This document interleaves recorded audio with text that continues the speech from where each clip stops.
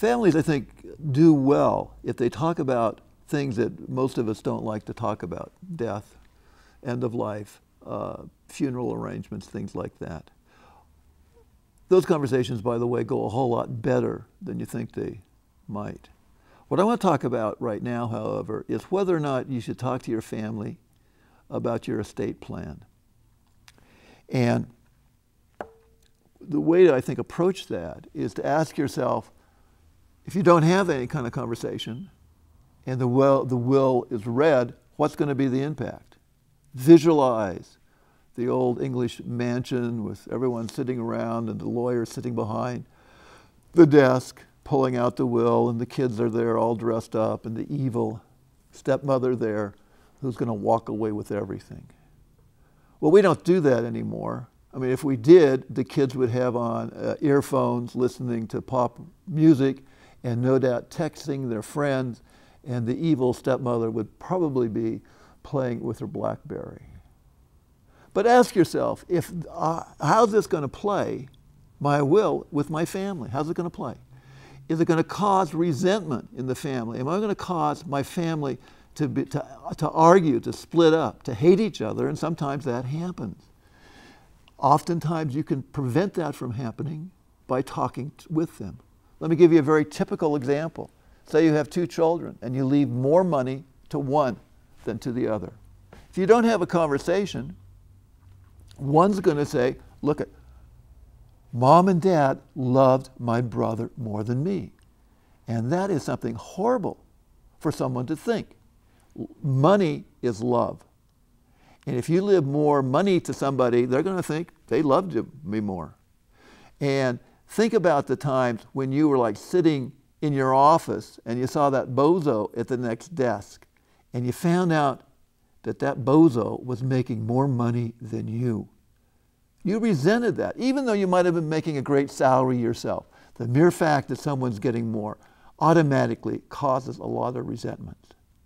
So what would you do in that situation? You'd have a conversation with your two kids and say, listen, we're going to leave your brother more money because your brother needs more money because he has 3 children, and one's somewhat disabled, so we're going to give him more money.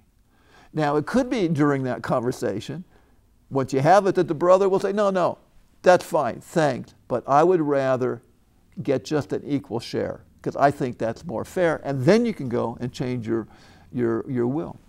Let's say another example is you're going to leave a lot of money to charity or to a friend. And will that just come as a shock, make your immediate family angry? Well, it might be a really good idea to talk to them and explain your reasoning and why you are going to do that. If you have these conversations, you might also want to cover who's going to get the family heirlooms. Most family fights occur not over money, but occur over who gets the grandfather clock. So once you have this conversation, you can have your kids decide who gets what, make a list, and that way you are preventing probably a fight downstream. And it's one of the real gifts you can give to your family. Now, of course, these conversations may create a lot of hostility, and you're going to have to play that by ear, saying, well, it could have these good goals, but maybe it's not going to handle it. You know your family. Maybe you might want to say, I want to have a conversation one at a time with separate kids, or go over a period of time. One last thing I want to leave you with is whether or not you should talk about how much money you have. Now, children with aging parents are going to be worried about finances. Will they be called upon to help support you? And if so, they should know that. If they aren't, they should know that too, because then they don't have to continue to worry about that. There is a problem, and I hope you're all in the problem, have this problem. If you have too much money and the kids think that they're going to get it, that may destroy them. And there are countless instances of people counting on a big inheritance and not going to college, not getting a job, not doing much of anything, and then the inheritance doesn't come through. A classic illustration of that, of course, is in Dickens, Charles Dickens' Bleak House. And there one of the characters was going to come into this huge amount of money, and there was a will contest. The case went on for years. Eventually, the estate had no more money left. Why?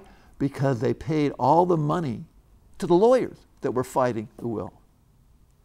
The only good thing about Bleak House was that it sent law school applications soaring.